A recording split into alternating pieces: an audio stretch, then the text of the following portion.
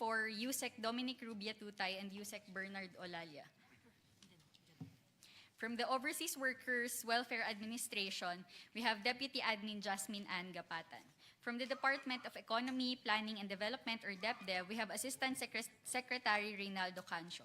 From the Department of Agriculture, we are waiting for USEC Roger Navarro. From the Department of Transportation, or DOTR, we have Undersecretary Mark Steven Pastor. From the Department of Trade and Industry, or DTI, we have Assistant Secretary Regino Malyari and Assistant Secretary Grace Baluyan. From the Department of Social Welfare and Development, or DSWD, we have Undersecretary Adonis Sulit. From the Department of Budget and Management, or DBM, we have Director Gemma Ilagan, Director Olivia Regner, and Attorney Philip Jeffrey David. From the Department of Finance, or DOF, we have Undersecretary Carlo Fermin Adriano, Director Jolly La Rosa, and Attorney Maria Carla Espinosa. From the Energy Regulatory Commission, or ERC, we have Attorney Krisha Marie Buela. From the National Power Corporation, or NPC, we have Ms. Maria Annabel Versosa. From the Philippine National Oil Company, or PNOC, we have Attorney Antonio Buenviaje. From the Department of National Defense, or DND, we have Assistant Secretary Jeffrey Hechanova. From the National Security Council, or NSC, we have Deputy Director General Nestor Jerico. And from the Philippine Competition Commission, or PCC, we have Attorney Camille Ann Mendizabal. From the stakeholders, we have from the Philippine Chamber of Commerce and Industry, or PCCI, we have the President, Mr. Ferdinand Ferrer. From the Philippine Institute of Petroleum, or PIP, we have Executive Director Rafael Capinpin. From Petron Corporation, we have the General Manager, Mr. Lubin Nepomuceno. From Chevron Philippines Incorporated, or Caltex, we have the President and Country Chairman, Mr. Pong Torntang Manuswong. From the Shell Filipinas Corporation, we have the President and CEO, Ms. Lorely Kiambao Ochial. Ms. Kiambao Ochial will also be representing the Makati Business Club. From the Independent Philippine Petroleum Companies Association, or IPCA, we have the President, Ms. Tanya Samiliano. From Jetty Petroleum Incorporated, we have Mr. Helby Collado and Mr. Johan Mark Asioche. From the Philippine Council for Agriculture and Fisheries, or PICAF, we have Ms. Sara Bales, Chief of the Policy Development and Coordination Division. From the Trade Union Congress of the Philippines, we have the Vice President, Mr. Luis Corral. From the Philippine Institute for Development Studies, or PIDS, we have the President, Dr. Philip Arnold Tuanyo. That's it for now, Mr. Chair, but we are still waiting for other resource persons who have confirmed, like ED Africa of Ibon Foundation, Ms. Estelle Ople Osorio of Blas Ople Policy Center and Training Institute, and Mr. Danilo Fausto of the Philippine Chamber of Agriculture and Food Incorporated. Thank you, Mr. Chair. Thank you very much, Committee Secretary. I just want to give a brief opening statement. Good morning, everyone. Thank you for joining us for the second hearing of the Protect Committee on the effects of the Middle East conflict on our country. In the first hearing, we asked whether the nation was prepared for a crisis of this scale. What is clear is this: many efforts are underway, but these are not yet consolidated under a unified, coordinated national contingency plan. We recognize the efforts that have been done.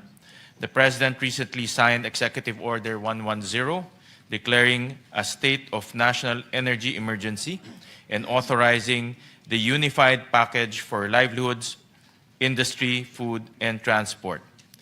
This has led to the creation of the Uplift Committee, which will oversee and coordinate government's response to the crisis. He also signed into law Republic Act Number 12316, which authorizes the President to suspend or reduce the excise tax on petroleum products. The private sector has made steps of its own, with some food firms agreeing to keep prices stable for up to 2 months. Malinaw na maraming ginagawa, pero hindi pa buo ang sistema. Sa ating pagtitipon ngayong araw, bukod sa mga kasama natin sa gobyerno, nandito rin ang mga kinatawan ng mga oil companies, business community, transportation sector, OFWs, at ang sektor ng agrikultura. This gathering of multiple stakeholders represent an end-to-end picture of how the full impact of this crisis is felt. Our mission has not changed. We must ensure that the efforts of all sectors are aligned and that we have a clear picture of what these efforts will look like on the ground, in our communities, at the gas stations, in the supermarkets. The declaration of a national energy emergency makes this goal more urgent than ever, and the consequences will set our nation back for years to come. Sa pinakamalubhang senaryo, maaaring bumagsak sa 4 hanggang 3.5% ang GDP ng bansa. Ang inflation ay pwedeng tumaas sa hanggang 8.6% kapag umabot ang presyo ng langis sa $200 per barrel. Kapag nangyari ito, hindi lang babagal ang pag-unlad ng bansa, maraming mawawalan ng hanap buhay at libo-libong Pilipino ang malulugmok sa kahirapan. Sa madaling salita, kailangan natin unahan ang crisis na ito. This is not enough that we know what the worst-case scenario looks like. We must be ready with clear, integrated, and systematic responses for every possible outcome, down to the last peso of funding, the last line of every public recommendation, and the last bullet point of implementation. Nothing must be left to chance. Inaasahan tayo ng ating mga kababayan. Huwag natin silang biguin. Maraming salamat at magandang umaga sa lahat. With that,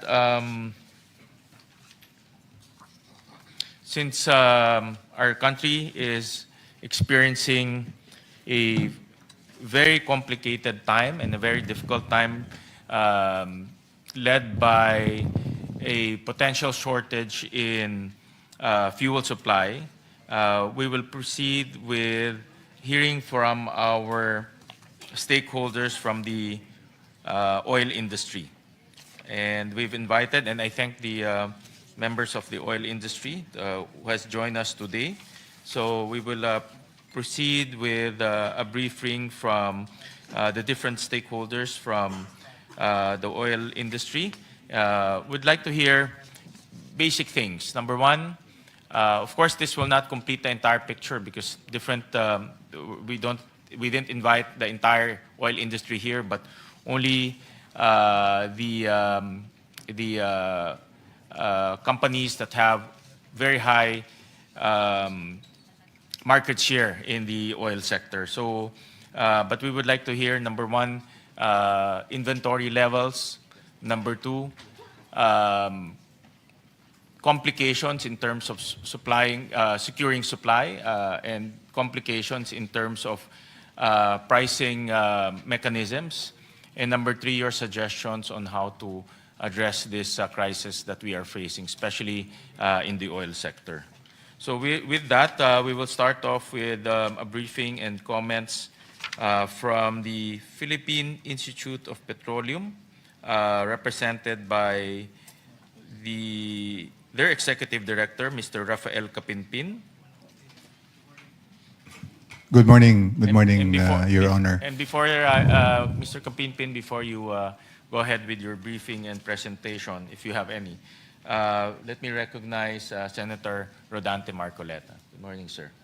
So go ahead, Mr. Capinpin. Yeah, okay, good morning, Your Honors. I think for the past few weeks, the members of the Philippine Institute of Petroleum, namely Petron, Shell, Chevron, PTT, and Isla, have been working very hard in trying to secure supply. And then it moved on to securing alternative sources of supply. And then recently, the initiative has been to even consider low specification fuels. And it has been agreed with the Department of Energy that as a last resort, we will bring in, if it is available, low specification fuel. Now, with regards to trading or securing supplies, it is not a secret that it's very hard to secure supplies now. So many of the traders are keeping quiet, especially for deliveries in May. There has been no responses for tenders for May. Now, with regards to the difficulties in ordering it, I'd rather defer the specific questions to the members here because they're the one who is actively involved in trading. For pricing, currently you can buy it, but it's very expensive. But then again, how long we can continue buying is a question. So, yeah. So that's it, Your Honor. Before I ask questions regarding the situation of our oil sector, let me ask Senator Marcoleta if you have any opening statements, sir.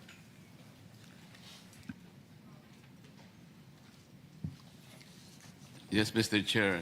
In the last hearing, I waived my right to make an opening statement, but I think today I should make one. Under Article 12, Section 17 of the 1987 Constitution, the state has the power to temporarily take over the operations of privately owned public utilities or businesses affected with public interest in times of national emergency when the public interest requires. Article 7, Section 23 of the same Constitution further provides that in times of national emergency, Congress may grant the President temporary emergency powers. To be a valid delegation, the legislative enactment must authorize the President for a limited period and subject to prescribed restrictions. While Section 14E of RA 8479 authorizes not the President but the DOE to temporarily take over oil firms in times of emergency, the Supreme Court, in the case of Executive Secretary Leandro Mendoza et al. Versus Philippine Silco Petroleum Corporation, GR number 2029216, February 21, 2023, ruled that such is a proper delegation consistent with the doctrine of qualified political agency. The court clarified, however, that the department secretaries are not given complete discretion over how to exercise the delegated authority. The doctrine dictates that the President retains control, having the authority to confirm, modify, or reverse the action taken by his department secretaries. Thus, while the language of Section 14, paragraph E, appears to allow an interpretation that permits the DOE Secretary to act independently or without instructions from the President, the doctrine of qualified political agency entails a cabinet secretary, that a cabinet secretary may only exercise such authority acting as President's alter ego. Mr. Chair, the present state of national energy emergency recently decreed by the President due to the global petroleum supply disruption arising from the ongoing Iran-US-Israel conflict makes Executive Order number 839, 2009, especially relevant as a practical and constitutional precedent for emergency intervention in the downstream oil industry. At its core, Mr. Chair, Executive Order number 839 demonstrates that the Philippine government may lawfully intervene in the regulated oil market when an emergency threatens public welfare, fuel accessibility, and economic stability. Although the downstream oil industry is ordinarily governed by the market and the Republic Act number 8479, the law itself recognizes that the regulation is not absolute. Section 14E expressly authorizes the Department of Energy in times of national emergency and when public interest so requires to temporarily take over or direct the operations of any person or entity engaged in the industry.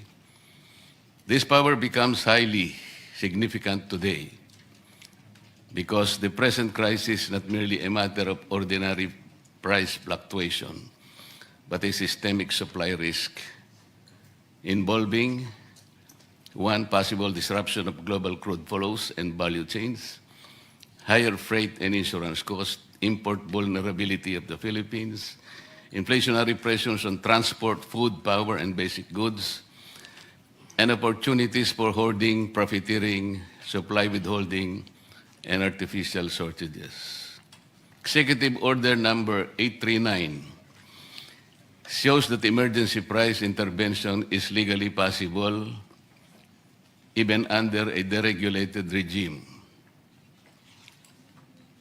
EO 839 was issued during the Luzon calamity caused by typhoons Ondoy, Pepeng, and Ramil, when the executive directed oil companies to maintain the retail prices prevailing on October 15, 2009, in order to prevent predatory pricing, unreasonable pricing, and cartel-like conduct during a period of emergency. It was not treated as an abandonment of the regulation, Mr. Chair, but a temporary emergency correction mechanism authorized by law. That same logic is applicable today.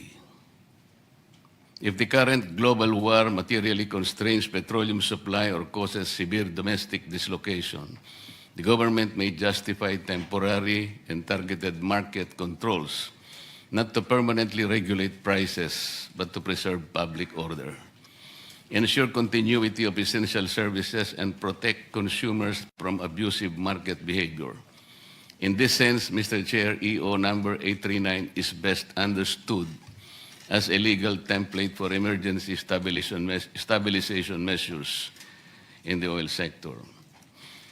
The ruling of the Supreme Court in the case of Executive Secretary Mendoza et al. Versus Filipino Shell Corporation is highly relevant to the current crisis. The ruling confirms that the executive does not need to wait helplessly for market self-correction if national welfare is at stake. Rather, the President, acting through the DOE, may lawfully direct emergency measures in the downstream oil sector provided such actions are, number one, temporary, two, necessitated by public interest, three, proportionate to the emergency, and four, subject to presidential control. Thus, if today's emergency worsens, the government may invoke the same legal framework to justify active intervention in the oil industry. Unlike EO number 839, which was primarily a price freeze measure during several disasters affecting a specific geographical area, the current crisis is national in scope and rooted in an international geopolitical shock affecting supply chains and import availability. That means the state's emergency power under Section 14E may be used not only for price stabilization but also for supply assurance and distribution control. EO number 839 was later lifted by EO 845 once the immediate emergency conditions had eased and oil companies agreed to a targeted calamity assistance program.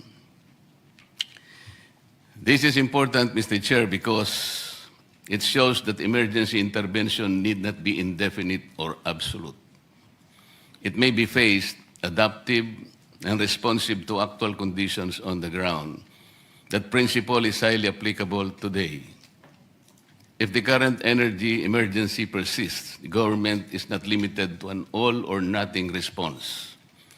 It may adopt time-bound controls, geographically targeted interventions, sector-specific fuel prioritization, or substituted relief mechanism where direct price controls become unsustainable.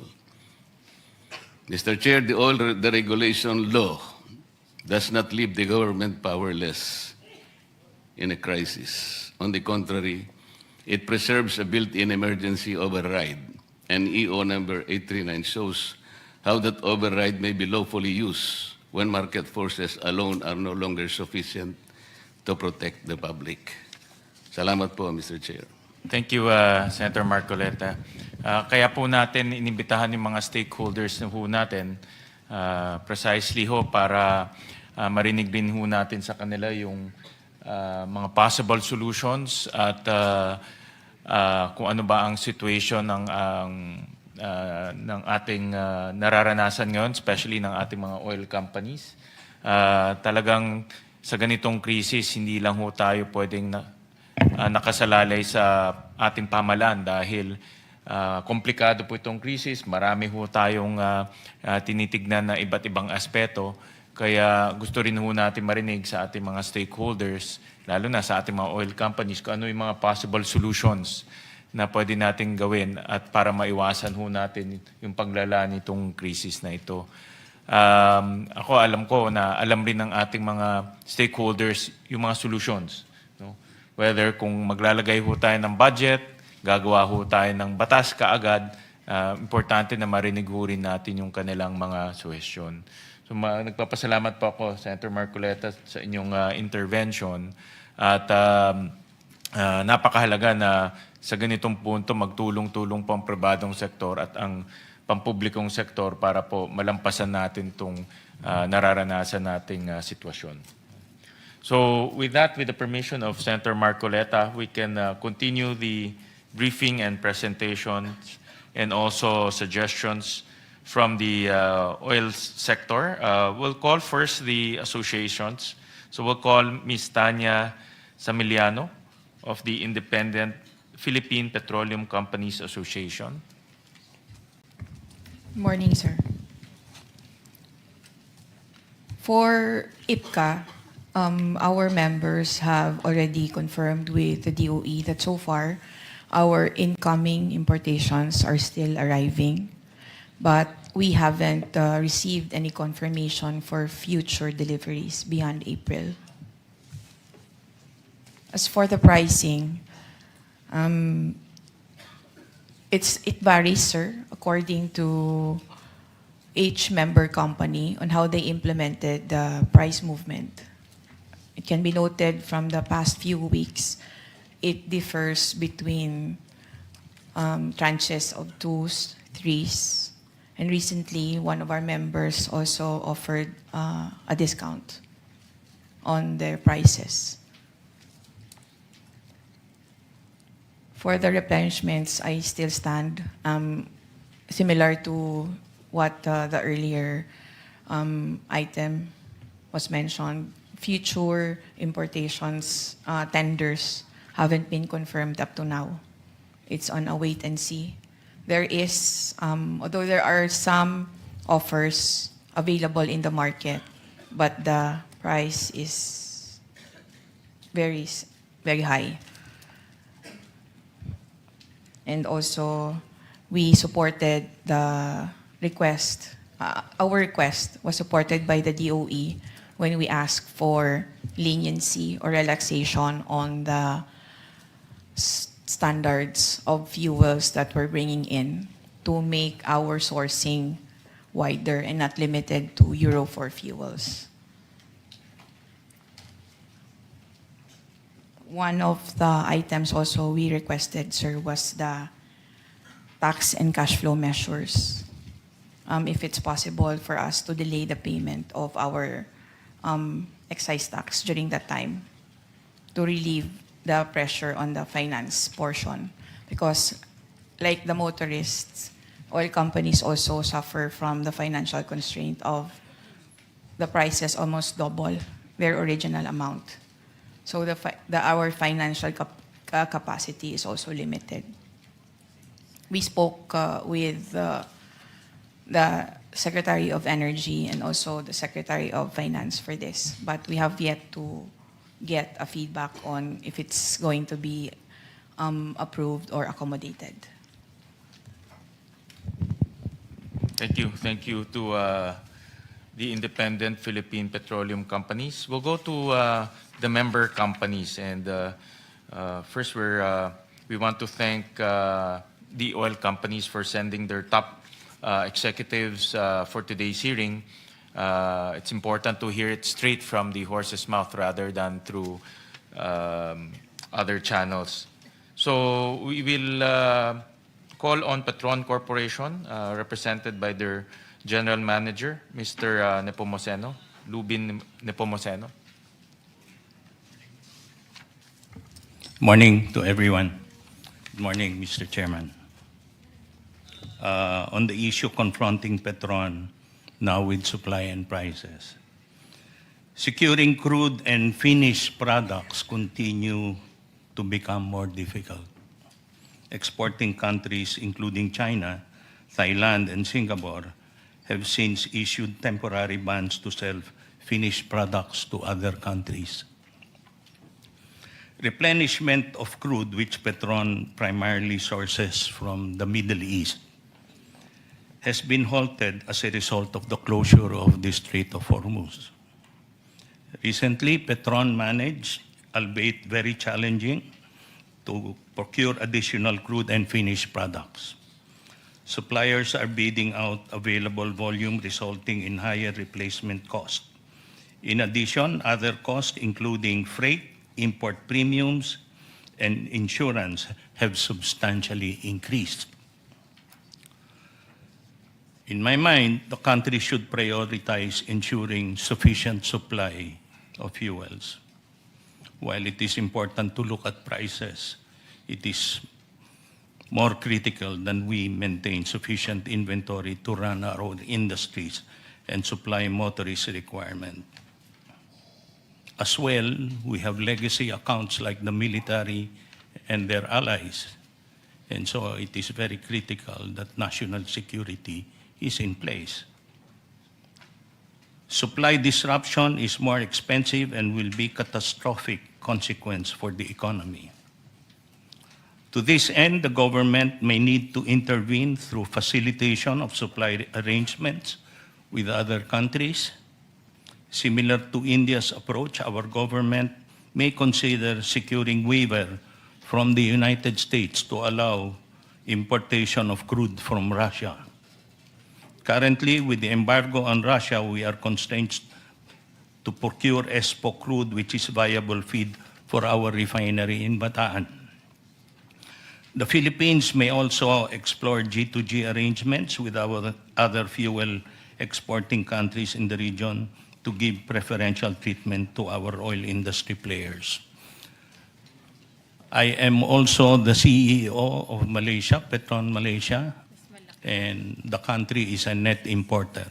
So some countries also in the region may not be able to help us.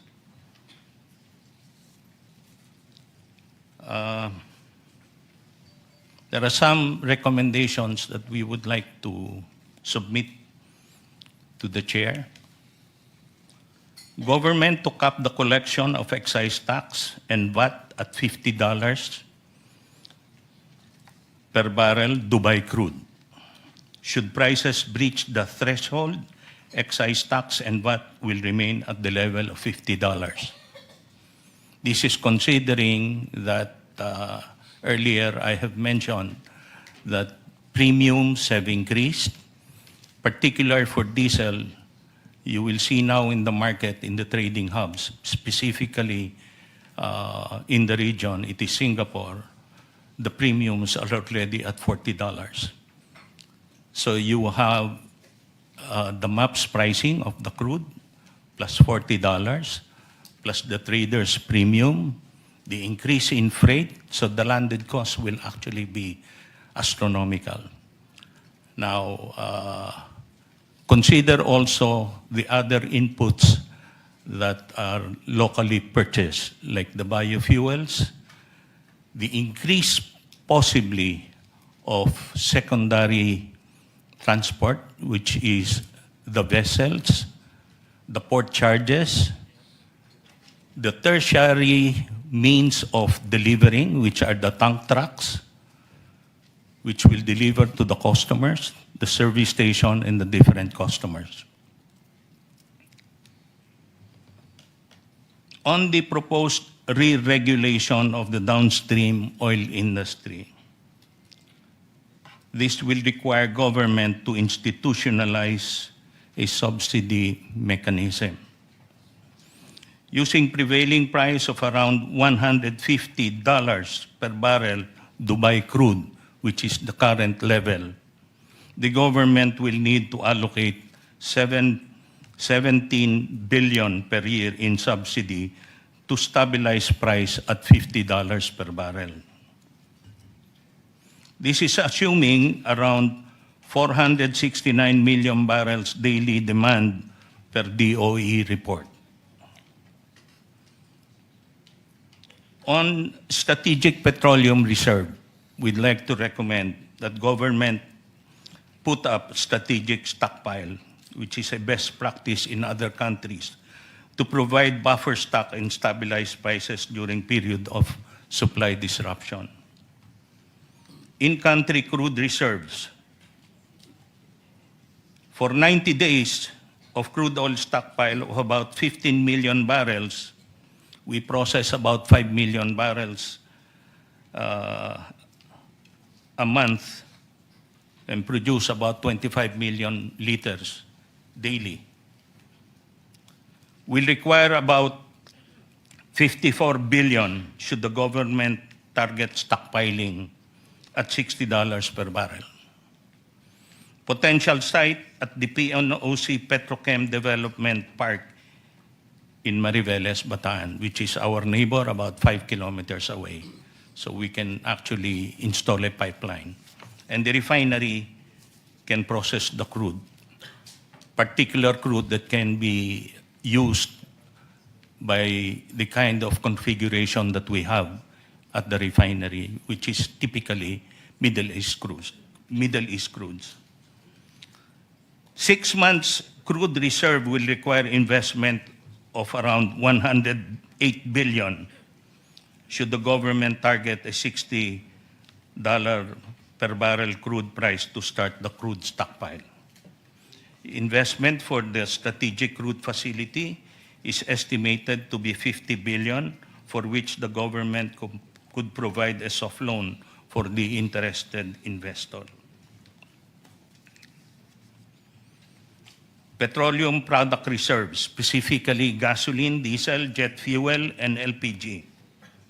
The combined 27 million barrels requires a storage based on DOE's average daily demand for the period April to September 2025, pre-war. 30 days of product imports may be stored somewhere in Cavite, and another 30 days can be stored somewhere in Navotas or Bulacan. The required average daily for Mogas is 23 million, diesel 32 million, jet 6 million, LPG 10 million. The required storage for 60 days will be equivalent to 27 million. And that, if we project a 1 million tank for the 27 million, that will mean 27 tanks. And that is the kind of storage that is required to have a tank farm. What is our stand on price control? If the prices are capped, oil companies will not be able to absorb losses and resort to business stoppage unless the government is willing to subsidize. This will result in fuel shortages, as the oil companies will not be able to procure supply replacements at much higher cost. Thank you, Mr. Chair. Mr. Chair. Thank you. Yes, go ahead, Senator Marcoleta. Mr. Chair, before we are overwhelmed by statistics coming from the oil companies, I think we should put some perspectives on today's hearing. You will note, Mr. Chair, that during the last hearing, this representation provided certain data coming from the tanks of Rotterdam Refinery and the tanks of Petronas Malaysia, also docked in Singapore. May I be allowed to present this data, Mr. Chair, which I updated last night. So these are basic price data as of March 25, 2026. Yes, go ahead, Senator Marquez. Can you please, can you see it, Mr. Chair? This slide, Mr. Chair, is or provides the data supplied to me by Netherlands Refinery, Rotterdam Tanks in Singapore. As of March 25, 2026, on the basis of 100,000 shipment, 100,000 metric tons, which means 118 million liters. And assuming that Philippine peso is 60 pesos per $1, 1 metric ton equals 1,180 liters. The FOB price, as you will see in this slide, Mr. Chair, is 570 US metric ton per metric ton. Okay? Metric ton. Yung shipping cost nito, Mr. Chair, ito, 1,500. Okay. So, yung MOPS niya is $1.71 per liter. Kapag kinompute natin ito, Mr. Chair, FOB, $570. So, translate na natin $15 per liter. Isama natin ng $15 per liter. And MAPS of 1.71. Multiply that by 60, Mr. Chair, and divided by 1,180.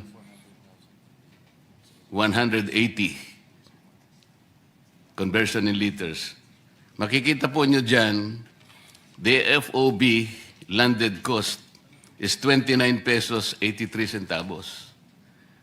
Kapag inad po natin yung mga local add-ons, importation, distribution, and storage deposit to acquire TSA, broker fees, duties, port chain charges, SGS survey, wharfage, incidental charges, 12% VAT, excise tax, BIR fuel marking, 2% CME per liter, and VAT differential totaling only 15 pesos and 51 cents. Ang total landed cost, Mr. Chair, is 45 pesos and 35 centavos. So yung SRP po, or passion price, for example, at 55 pesos per liter, meron pa pong tubo na 9.6 pesos. In the last hearing, you will recall, Mr. Chair, I was asking the DOE Secretary kung paano po nangyari 2 weeks ago before the war, the price of diesel is 55 pesos per liter. Bigla pong sumirit ng 125 liters, average of 125 liters after 2 weeks. The difference is 70 pesos, Mr. Chair, or an increase of 127. Ito po verifiable sa paano po. Can you show the second slide?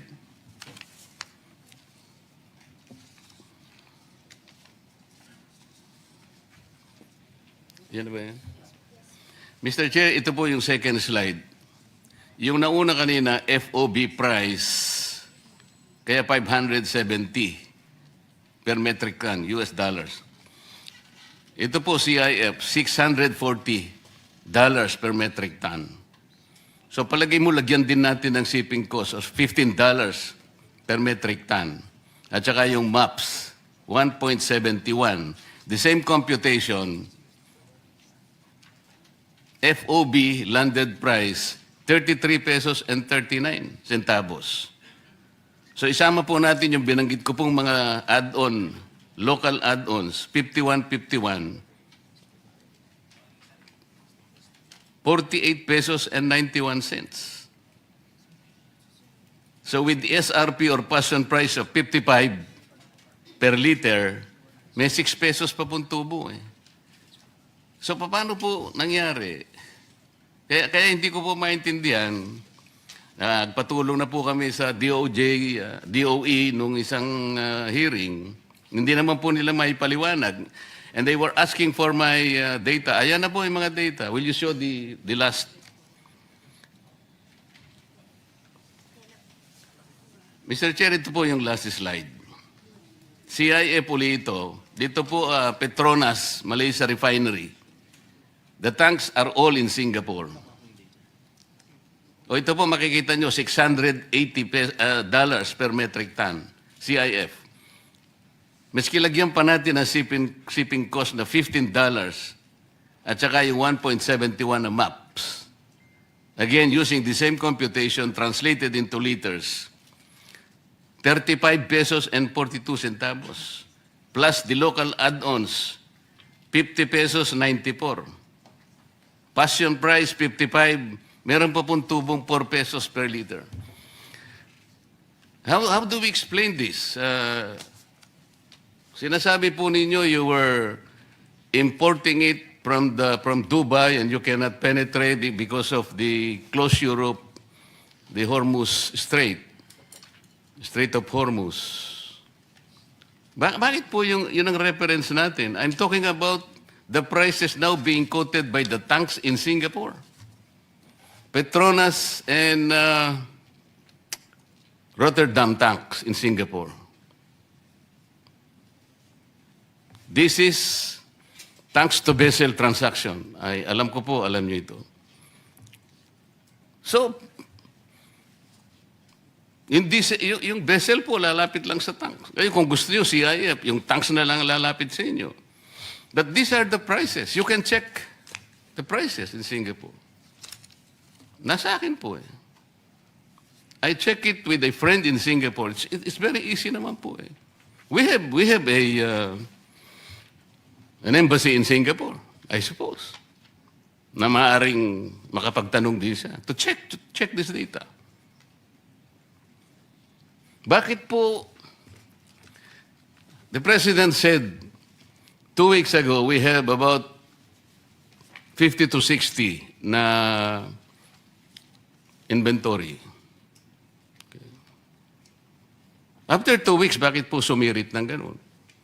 Inventory pa nyo, meron pa po tayo. During the last hearing, we have 45 days for diesel and 54 days for gasoline as admitted by DOE. So what are we talking about? Prices of Dubai or Argus benchmark analysis or even the MOPS? Why are we using indicators when there are basic prices even quoted by the tanks in Singapore? Bakit po yung reference natin is the MOPS or the Argus benchmark? Why so?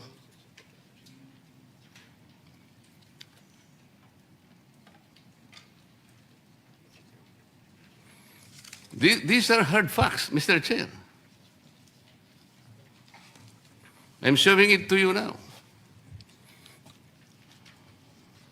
Saan po ninyo kinukuha yung langis ba?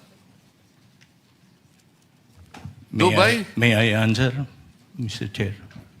Yes, I am not familiar with the data that is being presented. But very clearly also, Dubai price now is 140. You can ask DOE. How can a product be cheaper than $140 per barrel? Sir, because it is being referenced to the Argus benchmark, the Argus data. You're taking it from the maps. You talk about Dubai maps or Singapore Platts. Indicators po ito eh. This is the trading floor, like WESM. Tinetrade po natin yon. Pero kung yung mga tangki na po sa Petronas ang nagsasabi and they're providing this data to us, paano po natin i-reconcile ito? I'm not questioning your indicators po, but I am only showing some figures, hard facts, that are supplied to me. Your Honor, again, this is the first time that we've seen the numbers. We would love to check it as well. But Yes, sir. Yun Argus po kasi is another information provider. Para lang din maps yan eh. Pero dito kasi plots ang ginagamit. Yes, sir. Ano po yun eh? Worldwide po yun eh. Let's take the example of WESM sa electricity po. It's a trading floor. Ang WESM po, kapag ka walang bilateral contracts po yung supplier ng kuryente, pupunta sa WESM. Kung bilateral, may mga suppliers po ang Meralco, okay lang po yun. Pupunta lahat sila sa WESM. So yung WESM, the trading floor, ito yung spot market, ididikta niya. Pero hindi lahat ng pagkakataon sa WESM po yun. Kumisan nga eh, sa WESM magtataka kayo eh, 32 pesos pa nga eh, per kilowatt hour, which is impossible. Sa Meralco, siguro 10, 11 pesos per kilowatt hour. Sa electric cooperative, siguro, medyo mataas ng konti, 14 to maybe 18 pesos per kilowatt hour. Yan sinasabi po ninyo is the trading floor. That's the spot market. But I'm telling you, these are the figures. You can check it. Kaya po binigay ko na po rin para makita po ninyong lahat. I can even give you a name of a company in Singapore. Para siya po yung makipag-deal. It will take only the government, siguro mag-issue po kayong letter of intent.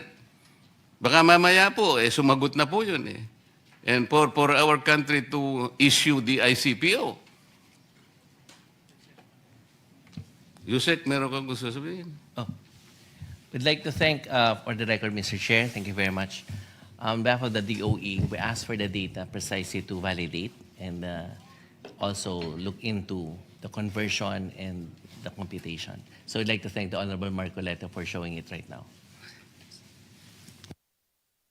For the record, Mr. Chair, may I provide the copies of the 3 slides I have shown? Yeah, the committee will request for those computation and furnish the Department of Energy those computations as well as the associations of the different oil companies. With For your the record, permission. Mr. Chair, I am leaving it with the committee. Yes. And for the DOE to just access this particular Yes, data. we will Thank you very furnish much, the Mr. Chair.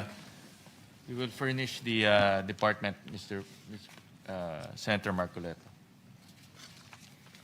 We'll discuss pricing later on. No? We're also very interested with pricing kasi yan ang dumediretso sa sikmura ng bawat isa. Eh. Pag sinabi natin pricing, talagang literally diretso sa sikmura ng bawat isa, especially ng ating mga PUV drivers. No? So, pag-uusapan ho natin yung mamaya at request ko nga si Senator Marcoleta to provide us with this computation because seems to me na napakalayo naman po yung quotation na nakuha ni Senator Marcoleta, which is just yesterday, versus yung actual pricing na nakikita natin ngayon. But we'll discuss that later on after we finish the comments and the statements. So next will be Chevron, represented by Mr. Tang Manuswong, the President and Country Chairman of Chevron Philippines. Thank Go you, ahead, Mr. sir. Chairman. Good morning, everyone. Before addressing the 4 inquiries from Mr. Chair, let me quickly address the point about the pricing. First and foremost, that's our first time seeing this information, so I appreciate if we can get that information for our validation purpose and also to make sure that the unit and the conversion is aligned with the practice here in the Philippines. What I immediately see from the list, what is missing is one of the key cost factor, which is the product premium that we have to pay to the trader. And that's already a big chunk of the cost component coming to the Philippines. Just to give an idea, now we are talking about dollar per barrel unit. Unlike the dollar per liter unit just flashed up earlier, MOPS yesterday for diesel was more than $220 per barrel, while the product premium that we have to pay to the trader in order to get the supply is supposed to be, in normal circumstances, is between $0 to $1 per barrel premium. But as of yesterday, it's more than $40 per barrel. That's the premium that we have to pay to the trader in order to get the supply.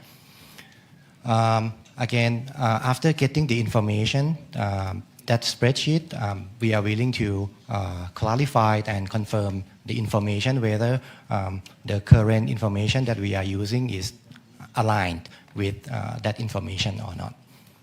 Now coming back to the 4 inquiries from Mr. Chairman, the first one is the inventory. For Chevron, at this point of time, similar to the information provided by DOE, we have sufficient inventory up until the last week of April. So that's our current inventory situation. But anyway, that's based on the normal level of the demand. Second is on the supply security. Similar to the information provided to DOE, Chevron already secured the shipments in April.